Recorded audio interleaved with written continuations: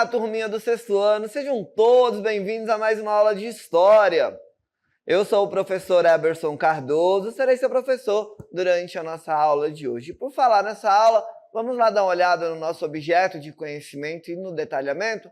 Olha aí na sua telinha aparecendo o nosso objeto de conhecimento, povos da antiguidade na África, egípcios, no Oriente Médio, mesopotâmicos e nas Américas pré-colombianos. E o detalhamento, a civilização do Antigo Oriente, organização política, econômica, social e cultural. Isso mesmo, estão preparados para embarcar nessa viagem com a gente? Então, vamos lá, vamos para a nossa aula.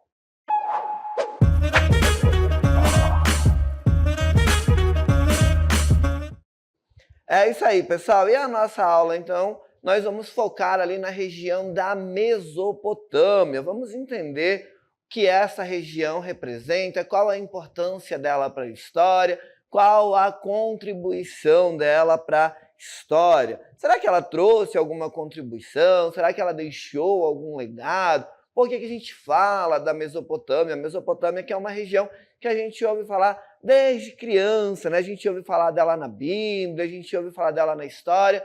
Qual é o legado, qual é a história que a Mesopotâmia tem para contribuir com a história? É isso que a gente vai aprender na nossa aula de hoje. Olha só, a nossa primeira cartela diz o seguinte, ó. A Mesopotâmia é uma região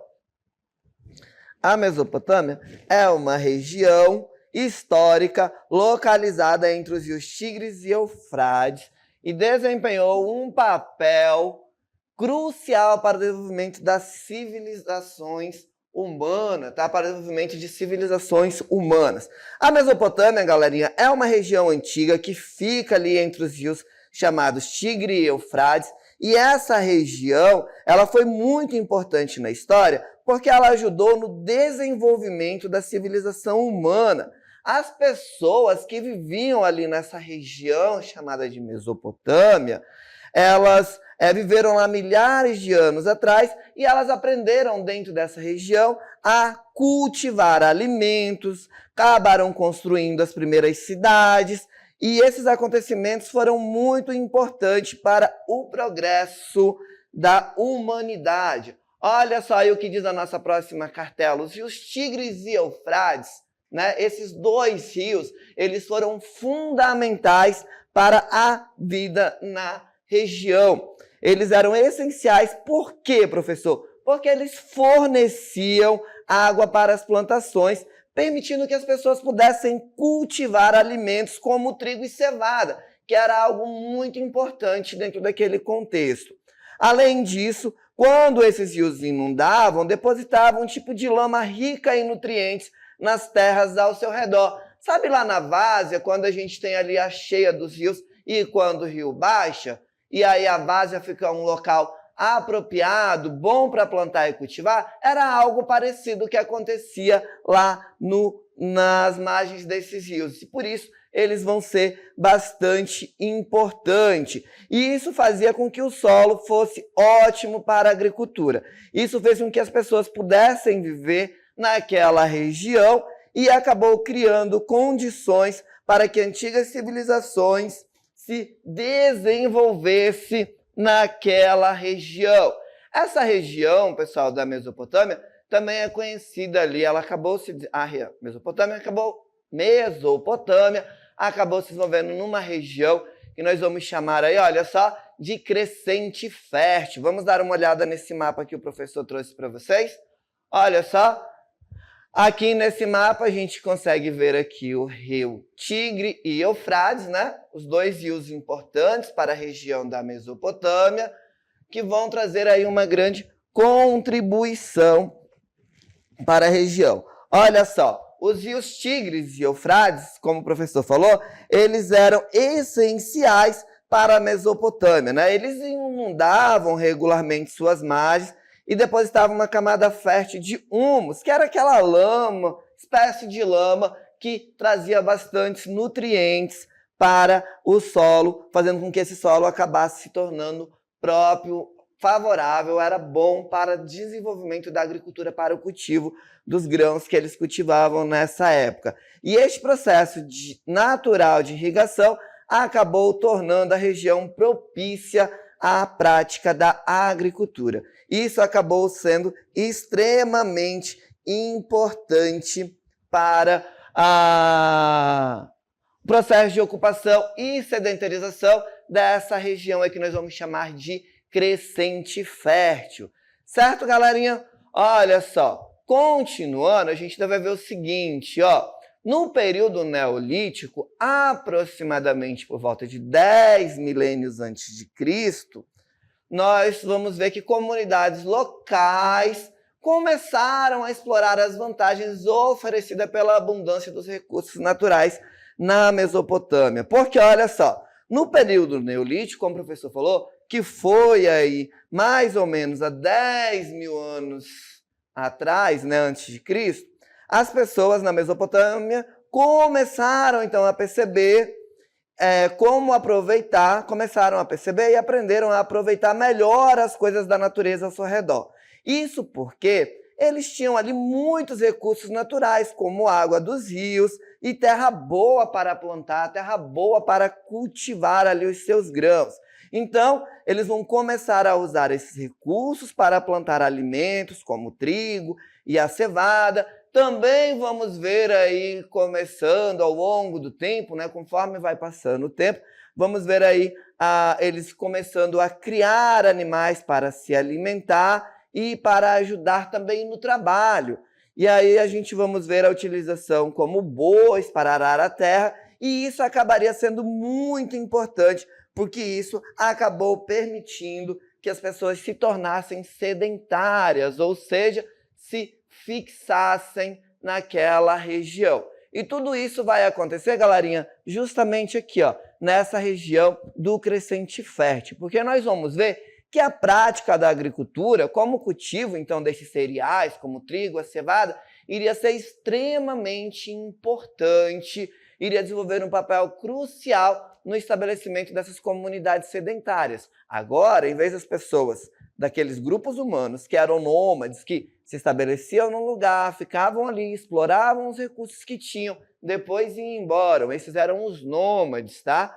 Ficava ali, explorava o que tinha para comer naquela região, tirava as frutas, tirava a alimentação disponível, caçava os animais que tinham por ali. Quando não tinha mais caça, quando não tinha mais o que comer naquela região, acabavam migrando de uma região para a outra, tá? Eram os nômades. Só que a região do crescente fértil acabou colaborando para que houvesse ali o estabelecimento na região de comunidades sedentárias, tá? O controle eficiente das águas dos rios para irrigação acabou tornando-se uma habilidade essencial, impulsionando o desenvolvimento da agricultura. Assim, quando os povos ali começaram a ter este controle, começaram a desenvolver ali habilidades de irrigação, isso acabou impulsionando o desenvolvimento da agricultura e, consequentemente, o surgimento de sociedades mais complexas.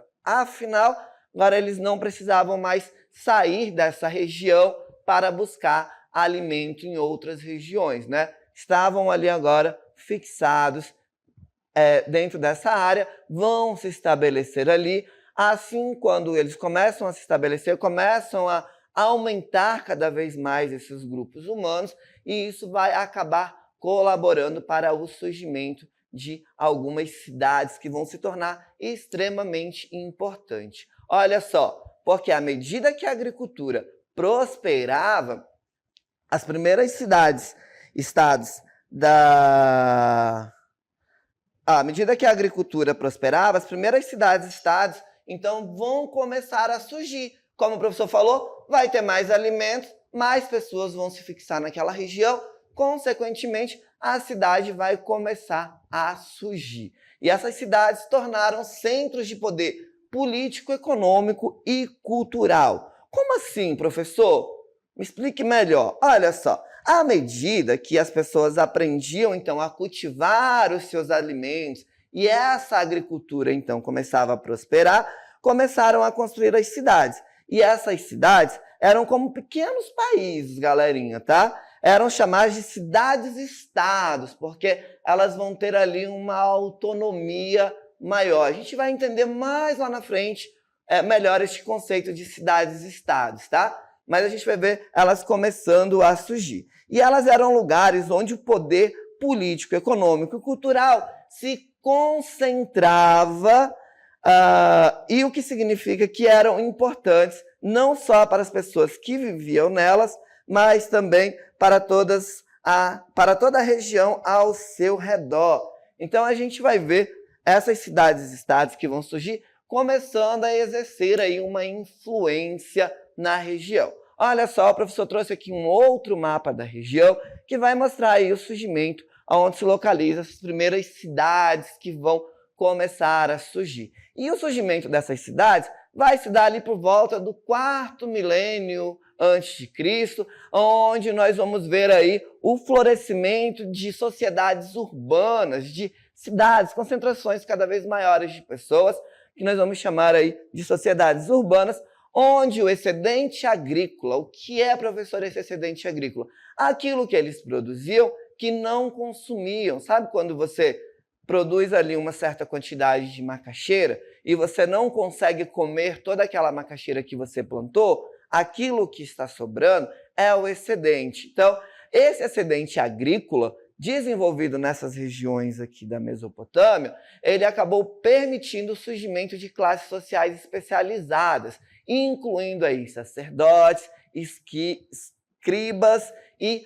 artesãos e comerciantes dentro dessa região. Então, só para a gente entender como essa região é importante para a história, porque hoje na história, onde nós temos conhecimento do surgimento das primeiras cidades, é aqui na região da Mesopotâmia, tá? Onde a gente vai ver as primeiras cidades começando a surgir, e esse surgimento acontece, como o professor falou, porque essa região permite ali com que os povos que antes eram nômades há milhares de anos atrás comecem a se sedentarizar, a se fixar, ter uma produção agrícola. Essa produção acaba fazendo com que aumente a população da região, e o aumento da ocupação na região acaba dando origem aí às grandes cidades que vão surgir e vão ter uma grande influência na região, influência política, econômica, cultural, ditando aí as regras, ditando as influências em toda a região, certo? E além das cidades, uma outra contribuição que essa região traz para a história, traz para a humanidade, é o surgimento da escrita. Isso mesmo, olha só o que diz aí a nossa cartelinha. Ó. O surgimento da escrita cuneiforme foi um marco significativo na Mesopotâmia, datando do mesmo período em que as primeiras cidades, estados e sociedades urbanas surgiram na região.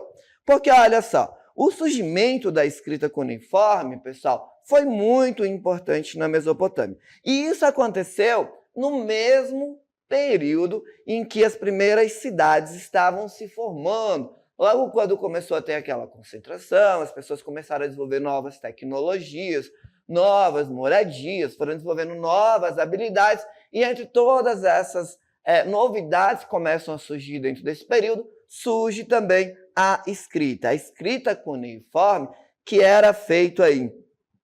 A escrita cuneiforme que era feita em tabuletas de argila, usava-se um tipo de um estilete, e essas marcas na argila se pareciam com pequenas cunhas, daí o nome que cidade escrita cuneiforme, tá bom?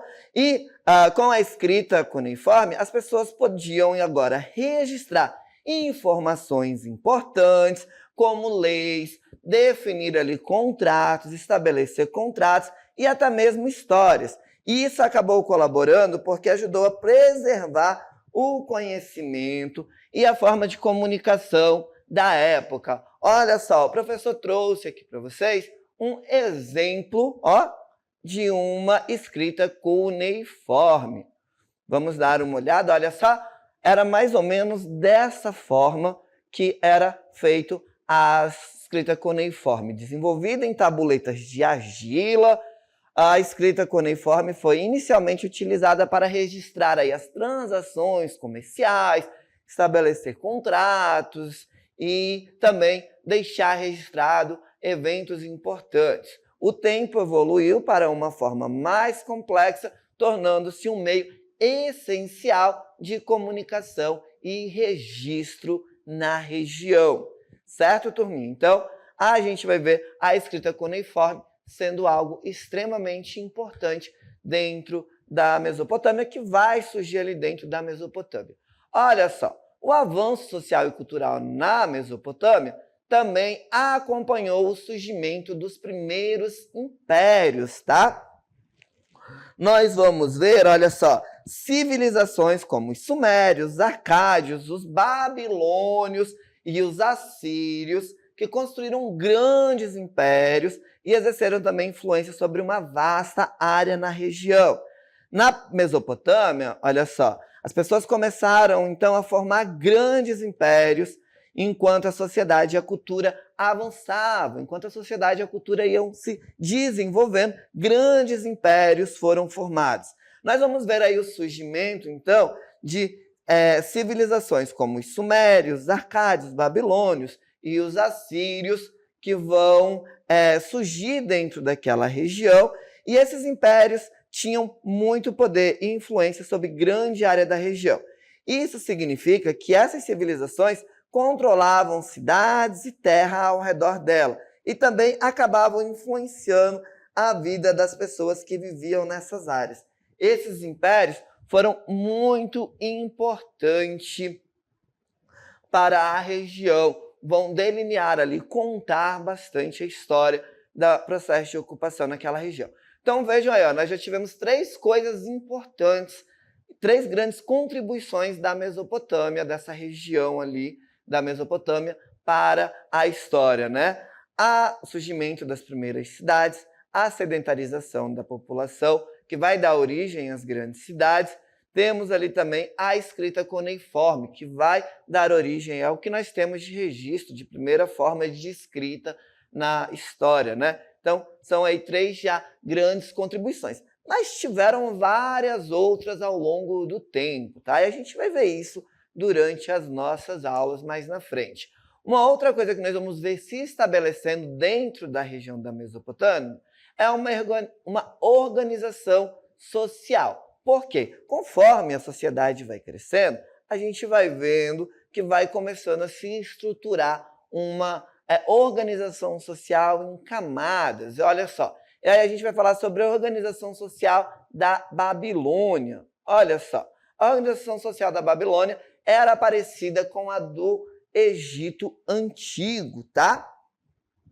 No topo, nós vamos ver ali os reis, tá? Aqui, olha, no topo dessa organização social, a gente tem a figura do rei, que é quem controla tudo, quem resolve os problemas, teoricamente, quem resolveria os problemas.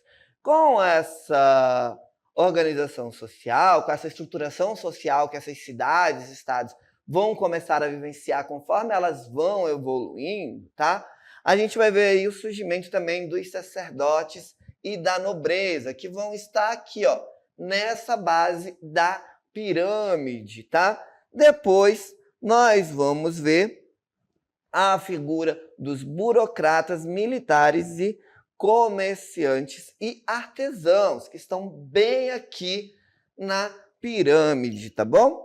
E na base social, vamos ver aí os camponeses das aldeias que trabalhavam para sobreviver e pagar os seus impostos, tá?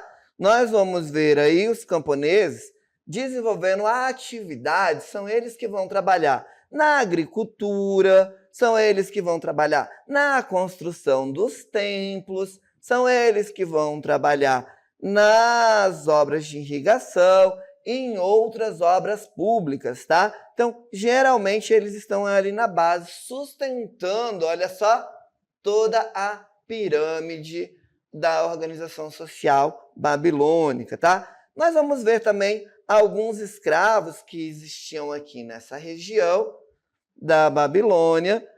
mas eles não tinham direito nenhum, eram poucos, tá? Escravos que ocupavam aqui essa região ainda, não tinham direito nenhum e serviam como criados dentro dessa estrutura da organização social babilônica, tá? Na questão das cidades, olha só, nós vamos ver o seguinte, as cidades mais antigas da região datam ali do 3º milênio. Muitas delas acabaram se tornando impérios de curta duração, até que a cidade da Babilônia, fundada pelos amoritas, entrou em cena. Aí é justamente quando a gente vai ver a cidade da Babilônia, que vai vir com aquela estrutura que o professor estava explicando agora há pouco para vocês. Olha só, há cerca de 5.000 anos, mais ou menos, ou por volta de 3.000 anos, né? 3 milênios antes de Cristo, as primeiras cidades surgiram ali na região da Mesopotâmia. Algumas dessas cidades acabaram se tornando império por um tempo, mas não duraram muito tempo. E aí foi quando apareceu a cidade da Babilônia, construídas pelo povo amorita.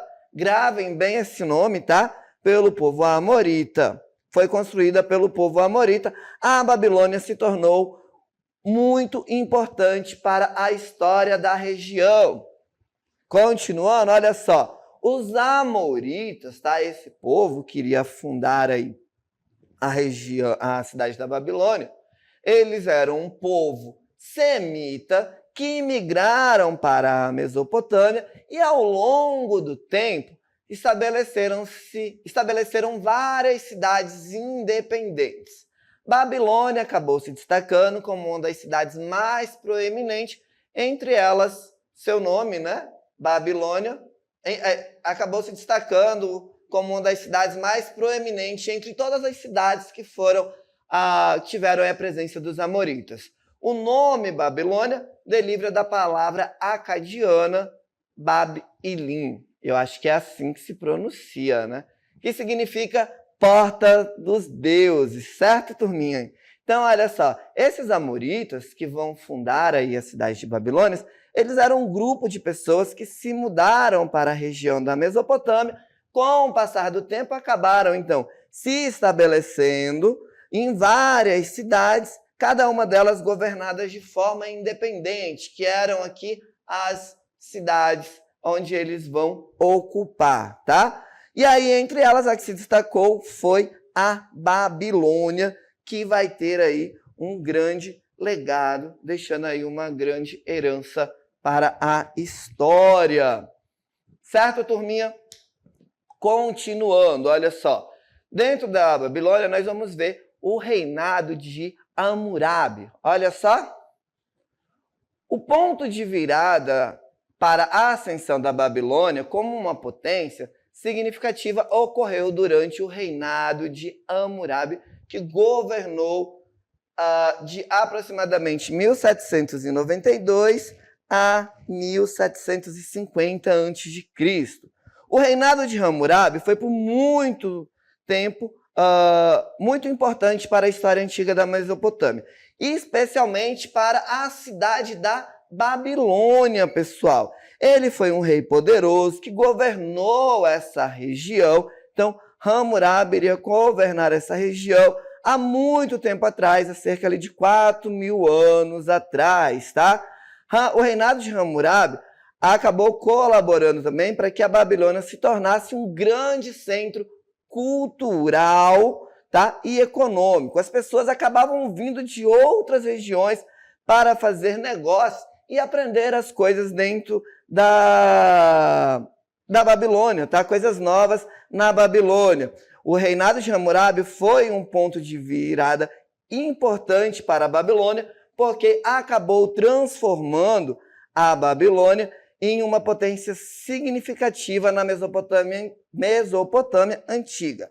Ele deixou um legado duradouro através de suas leis e o desenvolvimento de várias cidades. Olha só, então a gente vai ver que o reinado de Hammurabi iria deixar aí um grande legado para a história da Babilônia, tá? Olha só, durante o tempo em que Hammurabi foi rei, ele foi ali o 6º rei da dinastia, tá? Os babilônios acabaram elaborando aí o primeiro conjunto de leis escritas, tá? Primeiro conjunto de leis escritas da região da Mesopotâmia. E o que isso significa dizer, professor? Isso significa que eles escreveram regras para as pessoas seguirem, tá?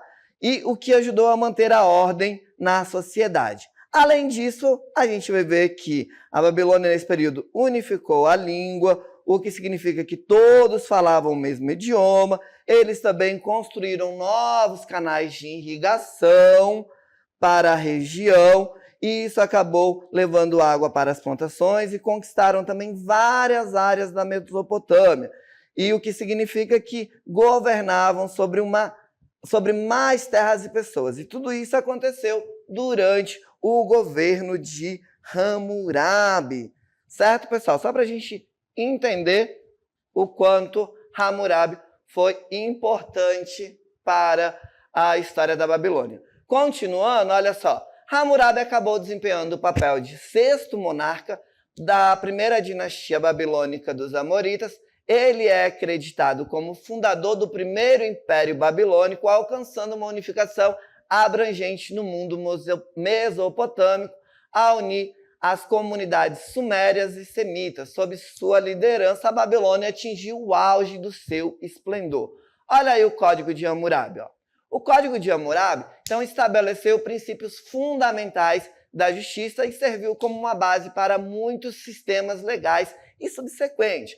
Determinavam penas para infrações baseada na lei de talião, olho por olho, dente por dente, sangue por sangue, carne por carne. E também a da ordalha, que era uma espécie de julgamento divino. Certo, turma? Então, continuando, olha só. Depois nós vamos ver da importância da Babilônia a presença dos assírios, que vão chegar dentro da região da Mesopotâmia e vão chegar chegando, olha só. Os assírios acabaram de chegar aqui, olha só. Os assírios, no ano de 729 a.C., em 729 a.C., os babilônios, então, foram derrotados pelos assírios, outro povo da Mesopotâmia, famoso por suas habilidades militares. Olha aí o que diz a nossa cartela, olha só. Então, os assírios foram um outro povo que chegou na região da Babilônia. Aí os babilônios acabaram sendo derrotados. Foi um povo que chegou na região da Mesopotâmia e acabou derrotando aí os babilônios. Esse povo era famoso por suas habilidades militares. Durante anos, os assírios reinaram na região, construindo um grande império. Excelentes guerreiros usavam carros de combate, catapultas e outros instrumentos de guerra. Conquistaram toda a Mesopotâmia e ainda os hebreus e os egípcios. A gente tem um mapa aqui que mostra para vocês o tamanho do império que eles vão construir dentro da região. Os assírios foram um antigo povo que habitava a região da Mesopotâmia e especialmente na área que corresponde ao norte do Iraque, nordeste da Síria, sudoeste da Turquia, parte do Irã. Sua civilização floresceu principalmente durante o primeiro milênio antes de Cristo, e eles são conhecidos por terem formado um dos impérios mais poderosos e militarmente avançados da antiguidade. Olha só, o Império Assírio acabou durando pouco mais de 100 anos. Em 612 a.C., os caldeus, herdeiros dos amoritas, lembram dos amoritas? Conseguiram vencer o exército assírio, criando o Segundo Império Babilônico, ou também chamado de Império Neobabilônico. Então a gente vai ver os amoritas conseguindo reconstruir aí, constituir de novo um segundo Império Babilônico.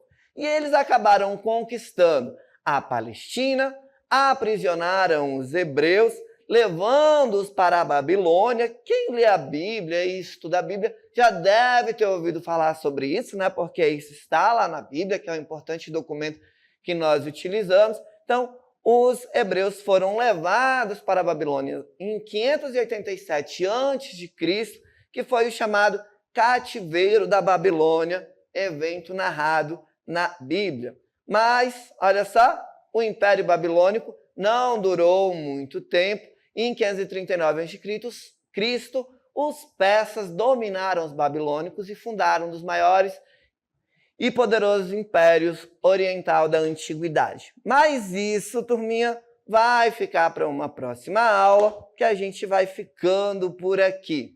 Até a próxima!